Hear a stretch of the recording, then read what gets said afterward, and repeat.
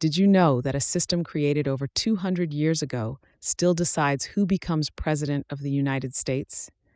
And that this system was built with power plays, hidden agendas, and a legacy that shaped both slavery and civil rights. Today, we're diving deep into the hidden story of the Electoral College and what it means for our democracy today. The Electoral College. It's one of the most debated parts of American democracy. But why does it exist, and what's its hidden history? Stick around as we uncover the secrets behind this institution, secrets that textbooks often leave out. It all started in the summer of 1787, when a group of delegates gathered in Philadelphia to build a new nation. Among the debates over state rights and federal power, one question loomed large: how should the president be chosen? Out of this debate came the compromise known as the Electoral College, a system designed to balance the power between states with large populations and those with smaller ones. But what was the real motivation behind this system? Some historians argue it wasn't just about balance, it was about maintaining control. Here's the part they don't often teach you. The Electoral College has roots in preserving the power of Southern slaveholding states. It all comes back to something called the Three-Fifths Compromise. In 1787, when the Constitution was being written, Southern states wanted their large enslaved populations to count toward their representation in Congress. But there was a catch. Enslaved people had no rights and couldn't vote. So how could they be counted? The compromise was that each enslaved person would be counted as 3/5 of a person, not for their own rights, but to boost the numbers for representation. This allowed the Southern states to gain more seats in Congress and, critically, more electoral votes in the Electoral College.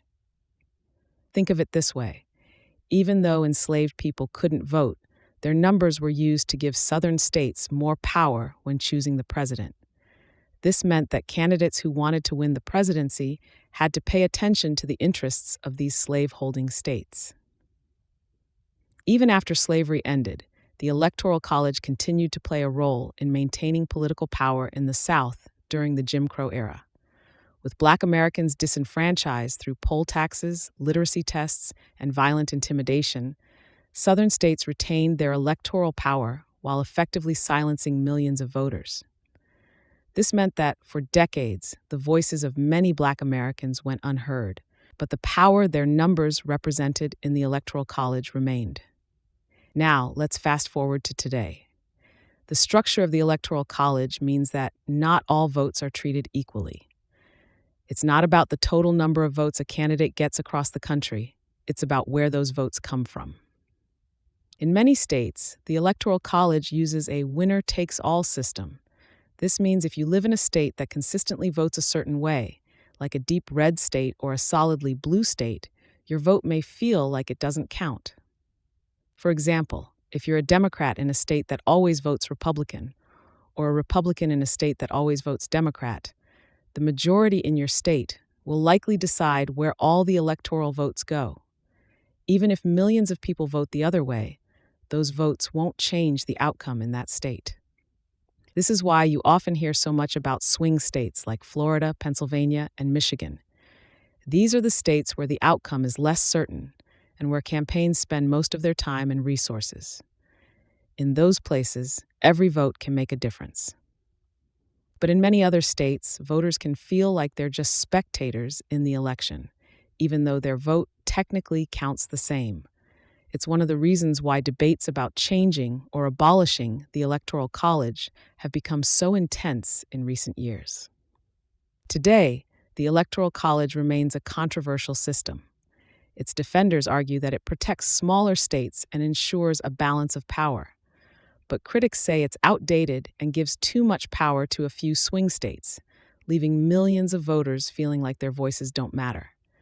In recent years, we've seen a growing movement to reform or even abolish the Electoral College, with advocates arguing that a national popular vote is the fairest way forward. The Electoral College continues to play a crucial role in shaping presidential strategies, focusing campaign efforts on battleground states and often leaving rural and urban voters feeling ignored. Some argue this system distorts democracy, while others believe it's a vital part of our federal system. But what's clear is that the debate over the Electoral College is far from over.